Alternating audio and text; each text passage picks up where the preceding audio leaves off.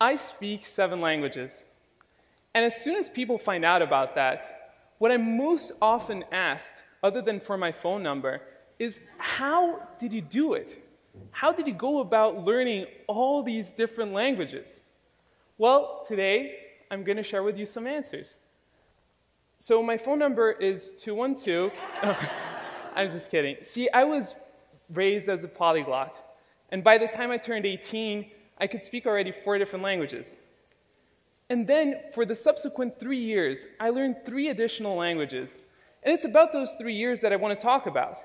Because my language acquisition process was very different from that of my peers. In that it was never this stressful, strenuous, difficult, seemingly impossible task, but rather something enjoyable, fun, exciting. I loved it, every single moment of it. And I want to share with you what was it that made it so special? See, I did have a head start in that I did have these 4 languages that I spoke ahead of time. But there were also these 5 techniques, 5 skills, if you will, that I used that made the language learning process so much easier. And it's about those 5 techniques that I want to talk about. So, let's dig right in. And for the first one, the first thing that we've got to do is to take a very deep breath. And relax. And the reason for this is because our entire lives, we're taught how to do things right. From the moment we're born, we're taught what things we should do, what things we shouldn't do, and how to do things properly. Well, when it comes to language learning, the golden rule of language learning, the most important thing is to get things wrong, to make mistakes. And that is the first rule. Let me explain to you why. See, when we know languages, we know a whole collection of sounds and a whole collection of structures, which combined make what I like to call, and for the purpose of this presentation, our language database.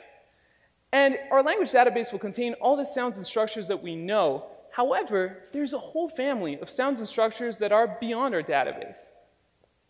And for us to be able to embark on those and to be able to explore those, there's nothing within our database, nothing within our knowledge that will tell us when we're getting these structures right. Nothing to tell us when that sound is precise. Let's say we're going to explore this one specific sound. There is nothing in our database. When we're saying it, we could say it perfectly, but in our minds, it will sound like a mistake.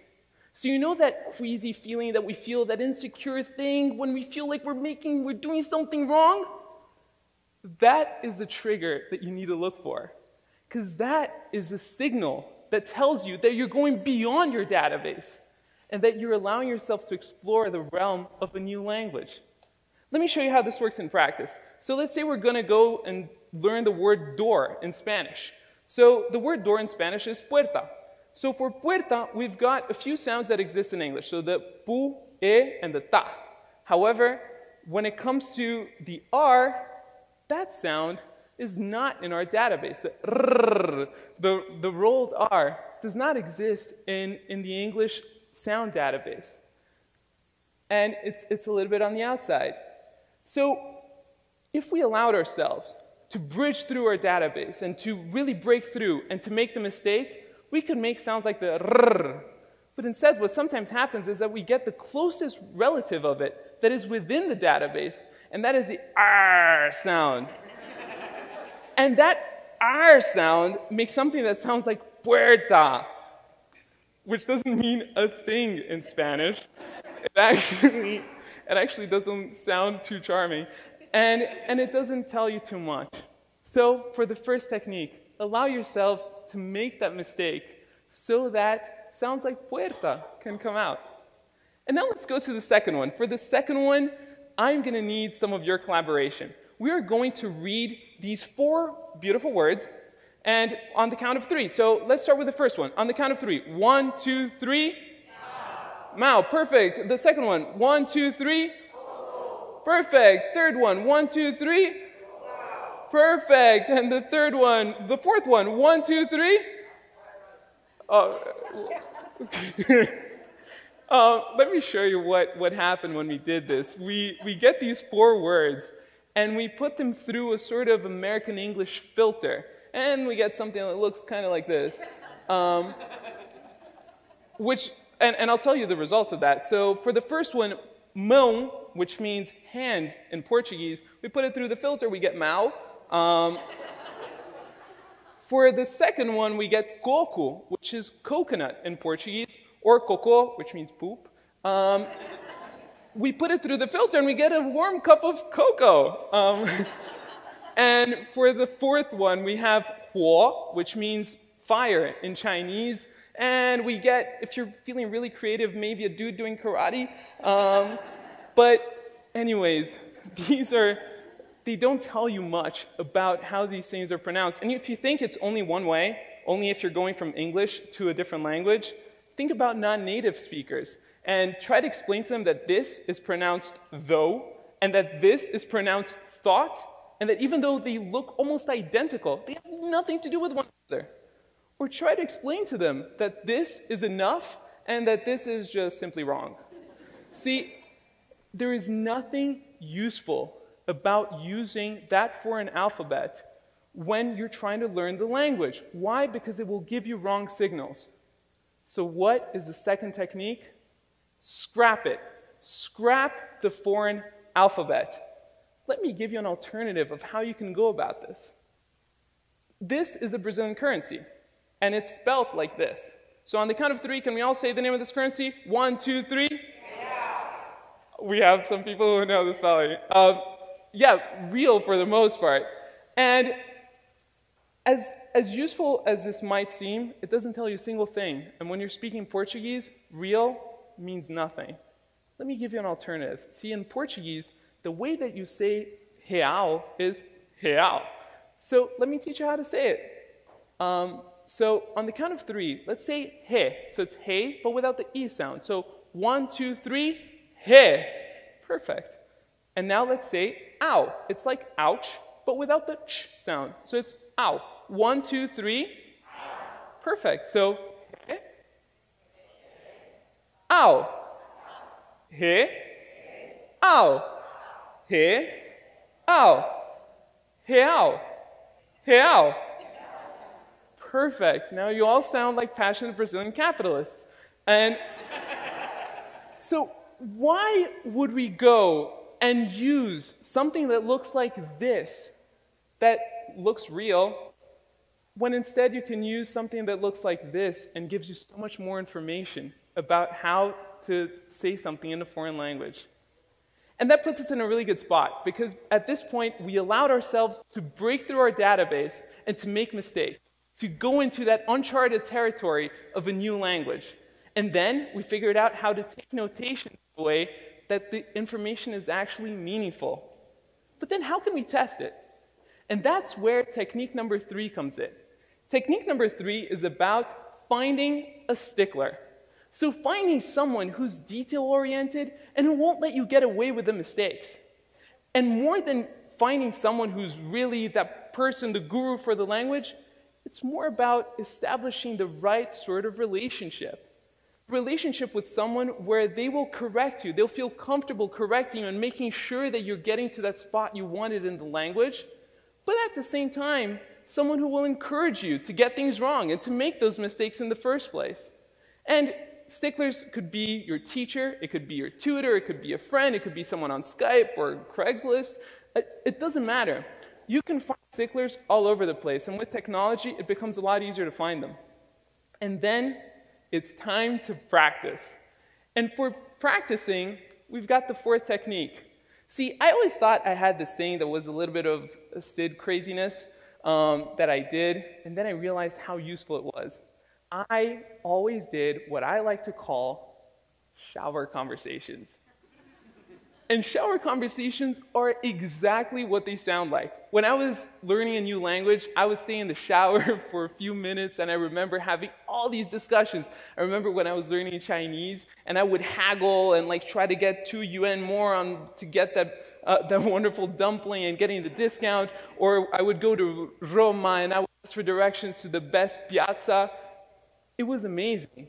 And the beautiful thing about a shower conversation is that it allows you to find wherever you have a gap in your knowledge, because you're having the conversation on both ends. For example, it's easy to ask for directions. How about receiving them? Or even better, giving directions? Well, the shower conversation forces you to have both sides of the conversation. And you don't need to have them in the shower. The wonderful thing about them as well is that you can have them anywhere. So you can have them in the shower, in your apartment, walking down the streets, in the subway.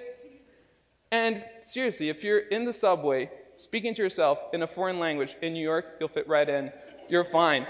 And it's great because you don't depend on anything or anyone to get your practice. And I did this for years, and later on I found out that professional athletes do it too. Michael Phelps is known to visualize every single one of his races several times over before jumping in the water. Worked great for him, and it works great for me too, so it would work for you as well. And now, let's go to using the language, because up to now it's great. We figured out how to do all these things. It puts us in a really good position to use the language. And for that, I recommend you find a conversation buddy. And to find a conversation buddy, I recommend you follow what I call the buddy formula. And that is a way that you can make sure that your incentives are always aligned to use the new language. So for that is, the target language should be your best language in common. Why? If you're anything like me, you like to learn languages so that you can communicate with more people, so that you can reach out and understand a little bit more about their brains and their hearts. And so if we try to talk to someone in a foreign language that both of us don't do really well when we could be speaking English or whatever language you're more comfortable with as a pair, odds are that you're going to revert to that language that is easier. So I recommend you find someone where your best language in common is your target language. And if you can't find one locally, try technology, or if you can travel, that would be perfect. There's a problem with that, and I realize it, because it's difficult to find someone that fits that profile exactly. Well, I've got good news. And I found that out when I was at work, and one of my colleagues, he's a linguist too, he speaks a ton of languages, and our best language in common was definitely English. Our second best language in common, definitely French. But we always spoke in German to each other in the office. Why was that? It was because there were people in the office who spoke English. There were people in the office who spoke French. But we could talk about Friday and Saturday night in German, and nobody had any idea what we were talking about. So it can also be your best secret language in common. And it becomes such a convenient tool. You can have that with your friends, and you get a sense of privacy in public. No matter where you are, you can have a private conversation. So let's recap. With the first technique, we allow ourselves to break through the barrier of language and to explore the uncharted territory of sounds and structures outside our database. Then with the second one, we learn how to take notes and how to make sure that we can take notes in a way that we can replicate those sounds and structures later. Then we can check the mistakes by finding a stickler. Fourth, practice. Have your shower conversations wherever you want to be. And then follow the buddy formula, and you can find someone to practice your language with. And after that, arriviamo a un posto veramente bello. Wo Fremdsprachen lernen nicht mehr etwas langweilig, schwierig und stressig ist, pero un mundo de posibilidades, donde tenemos la oportunidad de explorar de nouvelles cultures e toutes les différentes manières de vivre. E o mais gratificante é que com isso aprendemos mais sobre nós mesmos. Prosto paron, vorina kujete sanelinikashe sas, ala, den simeni, otiden vorite natamatete. 千里之行，始于足下。没问题，因为现在你们都可以走。Thank you.